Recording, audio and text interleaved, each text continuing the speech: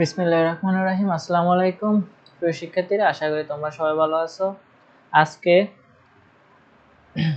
বিজ্ঞান অষ্টম শ্রেণীর নমুনা প্রশ্নের সমাধান নিয়ে আলোচনা করব। প্রিয় শিক্ষার্থীরা, আমাদের নমুনা প্রশ্নের মধ্যে 15টি এমসিকিউ থাকবে, এক কথায় প্রকাশ থাকবে। সেগুলো আমরা কিভাবে পরীক্ষাতে অ্যান্সার দেব সেটা নিয়ে আলোচনা করব এবং আমাদের কোন কোন প্রশ্নগুলো আসতে পারে সেই নিয়ে আলোচনা করব। তো আমরা সাধারণত আগে নমুনা প্রশ্নগুলো সমাধান করে ফেলি। এখানে বলছে কোনটি দ্বিবীজপত্রী উদ্ভিদ। তো ধান, কচু, কলা এগুলা দ্বিবীজপত্রী উদ্ভিদ না, ধুতরা হচ্ছে দ্বিবীজপত্রী উদ্ভিদ। আর এখানে হচ্ছে হাইড্রোজেন আইসোটোপ টেট্রামে নিউটন সংখ্যা। যদি নিউটন সংখ্যা না বলে প্রোটন সংখ্যা বলতো তাহলে আমরা 3টি দিতাম, বাট এখানে আমাদেরকে ট্রিয়ামের নিউটন সংখ্যা বলছে, এই কারণে আমরা 2 দিতে হবে। কার্বন ডাই অক্সাইডের যৌগের কার্বনের যোজনী কত? কার্বন ডাই অক্সাইডের যৌগে কার্বনের যোজনী হচ্ছে 4। কোন তারিখে পৃথিবী সূর্যের সবচেয়ে নিকটে থাকে? 3 জানুয়ারি। শিক্ষার্থীরা, কোন তারিখে পৃথিবী সূর্য চাঁদের সবচেয়ে নিকটে থাকে? সেটা হচ্ছে 3 জানুয়ারি। আর একজন 70 কেজি বরের মানুষ 50 কেজি বরের বস্তা নিয়ে 2 মিটার পার সেকেন্ড বেগে দৌড়াচ্ছে, তার গতিশক্তি কত? তাহলে গতিশক্তি ইকুয়াল হচ্ছে হাফ এম ভি স্কয়ার সূত্র। তাহলে এখানে হাফ এম এম এম হচ্ছে একজন 70 কেজি বরের মানুষ 50 কেজি বরের বস্তা, তাহলে 50 কেজি আর হচ্ছে এখানে ব্যাগ হচ্ছে 2 স্কয়ার। তাহলে 2 দুগুণে 4 আর হচ্ছে যে 25।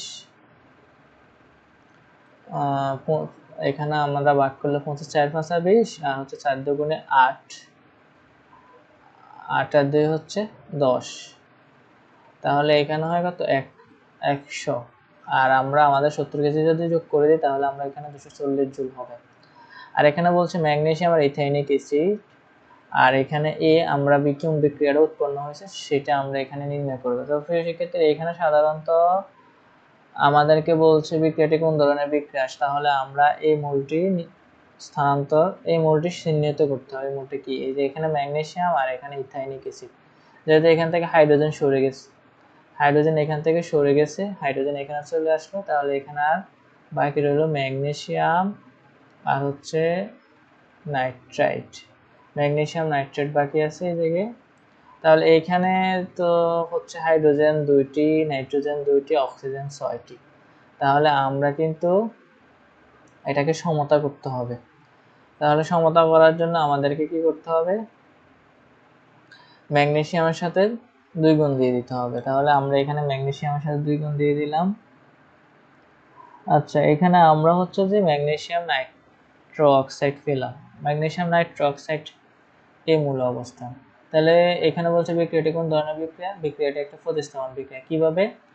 যখন বিক্রিয়ক, এগুলো হচ্ছে বিক্রিয়ার মধ্যে অংশগ্রহণ করে, যখন বিক্রিয়ক বিক্রিয়া করে বিক্রিয়কের মধ্যে মানে একটা স্থান দখল করে না, যেরকম হাইড্রোজেন স্থানকে ম্যাগনেসিয়াম দখল করে নিছে। দেখো, নাইট্রো অক্সাইডের সাথে হাইড্রোজেন ছিল বিক্রিয়কে, বাট উৎপাদে এসে কিন্তু নাইট্রো অক্সাইডের সাথে ম্যাগনেসিয়াম।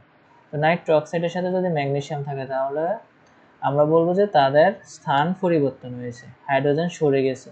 তো হাইড্রোজেন সরে যাওয়াটা হচ্ছে প্রতিস্থাপন বিক্রিয়া, মানে এখানে ম্যাগনেসিয়ামটা নাইট্রো অক্সাইডের সাথে প্রতিস্থাপন হয়েছে, এই কারণে হচ্ছে এটা প্রতিস্থাপন বিক্রিয়া। আর উৎপন্ন পদার্থের এই সংকেত হচ্ছে ম্যাগনেসিয়াম নাইট্রো অক্সাইড। এইটা হচ্ছে আমাদের উৎপন্ন পদার্থের মৌল। যেহেতু এখানে কত আছে? 2 আছে, এই 2টা ম্যাগনেসিয়ামের সাথে গুণ হয়ে গেছে, আর নাইট্রো অক্সাইড তো আমাদের আগেরই আছে। তো আশা করি শিক্ষার্থীরা তোমরা প্রতিস্থাপন বিক্রিয়া সম্পর্কে বুঝতে পেরেছো। এখানে হচ্ছে মিয়োসিস প্রযোজন কোন ধাপে একটা মাত্র কোষে 2টা অপত্য কোষে বিভক্ত করে? এটা হচ্ছে প্রোফেজ 1। আর এখানে আমাদেরকে একটু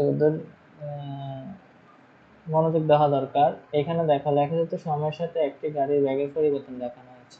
10 সেকেন্ড এবং 20 সেকেন্ড পর্যন্ত গাড়িটির ত্বরণ কত মিটার পার সেকেন্ড?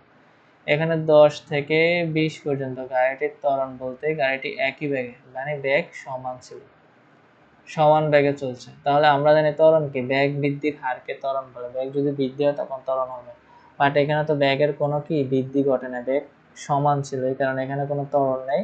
এখানে হচ্ছে 0 মিটার পার সেকেন্ড স্কয়ার। তারপর বলছে পৃথিবীর কোন অঞ্চলে সূর্যের তাপ প্রবল প্রভাব পড়ে? বিষুবীয় অঞ্চলে সূর্যের তাপ প্রচন্ড প্রভাব পড়ে।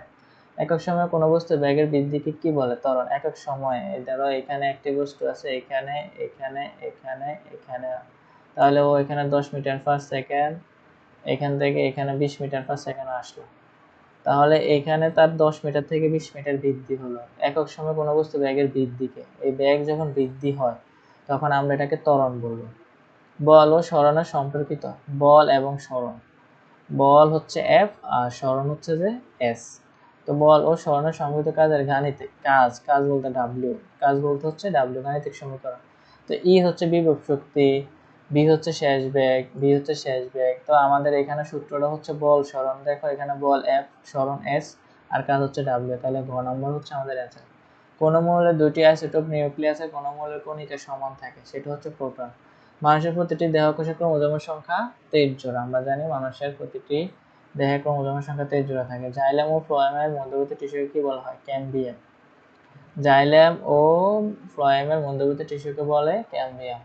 এক কথা উত্তর, ধাতুর সাথে অ্যাসিডের বিক্রিয়া কোন গ্যাস উৎপন্ন করে? সেটা হচ্ছে হাইড্রোজেন গ্যাস। চন্দ্রগ্রহণের সময় সূর্য চাঁদের সাপেক্ষে পৃথিবীর অবস্থান কোথায়? সূর্য ও চাঁদের মধ্যবর্তী স্থান। যে বিক্রিয়া দুই বা ততোধিক বিক্রিয়ক একত্রিত হয়ে একটি নতুন বিক্রিয়াজাত পদার্থ তৈরি করে তাকে বলা হয় সংযোজন। কার্বনেট লবণের সাথে অ্যাসিডের বিক্রিয়া কোন গ্যাস উৎপন্ন করে? Carbon die oxide. যেসব উদ্ভিদের গর্ভাশয় থাকে না তাদেরকে কোন ধরনের উদ্ভিদ বলা হয়? নগ্নজীবী উদ্ভিদ। কোনটি স্তন্যপায়ী প্রাণী ডিম দেয়? প্লাটিমাস। পৃথিবীর মানচিত্রে বাংলাদেশের বিষুবরেখার কোন দিকে? উত্তর দিকে। পরমাণুতে চুম্বক ক্ষেত্র উৎপন্ন হওয়ার মূল কারণ কি? ইলেকট্রন ঘূর্ণন। অনিয়ন্ত্রিত কোষ বিভাজনের ফলে কোন রোগের সৃষ্টি হয়? ক্যান্সার। পরমাণুর তৃতীয় কক্ষপথে সর্বাধিক কতটি ইলেকট্রন থাকতে পারে? 18টি।